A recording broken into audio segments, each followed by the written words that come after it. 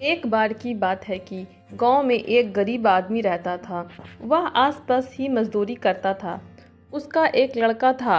उनके परिवार की आर्थिक हालत अच्छी नहीं थी। इस बात को लड़का परेशान हो रहा था।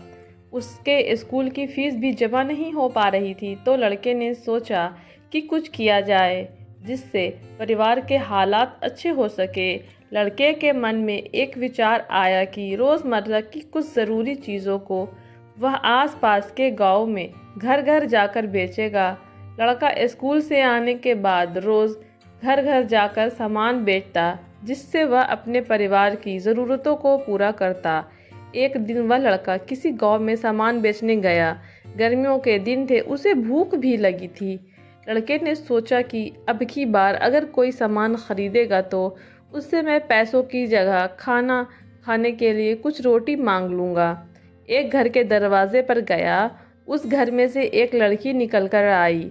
लड़की उस लड़के को देखकर चौंक गई। लड़की ने सोचा कोई परेशान है, वह कुछ मांगने के लिए आया है। लड़की समझ गई कि इसे भूख भी लगी है। लड़की घर के अंदर गई और रसोई में से 2 रोटी लाकर लड़के को दे दी। लड़की ने रोटी खाई, पानी पिया और लड़की से बोला कि मेरे पास कुछ सामान है, इन्हें तुम ले लो और यह तुम्हारे घर में काम आ जाएंगे।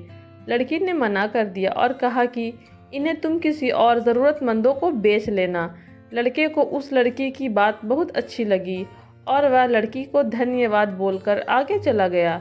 समय बीतता गया और लड़का पढ़ने में काफ़ी होशियार था। लड़के ने डॉक्टरी की पढ़ाई की और वह डॉक्टर बन गया। वह एक अस्पताल में मरीजों का इलाज करता था। एक दिन एक लड़की की दुर्घटना का केस आया। लड़की को इमरजेंसी में भर्ती कराया गया। उसके इलाज के लिए उसी लड़के को भेजा गया। लड़के ने लड़की को देखा तो वह समझ गया कि यह तो वही लड़की है जिसने मुझे रोटी खिलाई थी। लड़की की हालत काफ़ी नाजुक थी। लड़के ने तुरंत शहर के बड़े डॉक्टर को बुलाया और कहा कि जितना भी पैसा लगेगा मैं दूंगा, बस यह लड़की ठीक होनी चाहिए। लड़की का इलाज हुआ और वह ठीक हो गई।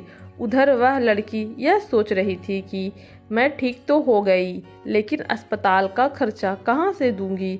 लड़की के डिस्चार्ज का समय आया और उसे एक दवाई व परहेज के लिए निर्देश दिए। इसके साथ एक कागज़ और भी था कि आपको 1 भी रुपए देने की ज़रूरत नहीं है, क्योंकि आपने इससे भी ज़्यादा 2 रोटी के रूप में पहले ही भुगतान कर दिया था। लड़की को भी वह बात याद आ गई कि मेरे इलाज के पैसे उस लड़के ने भर दिए जिसने मैंने कभी खाना खिलाया था।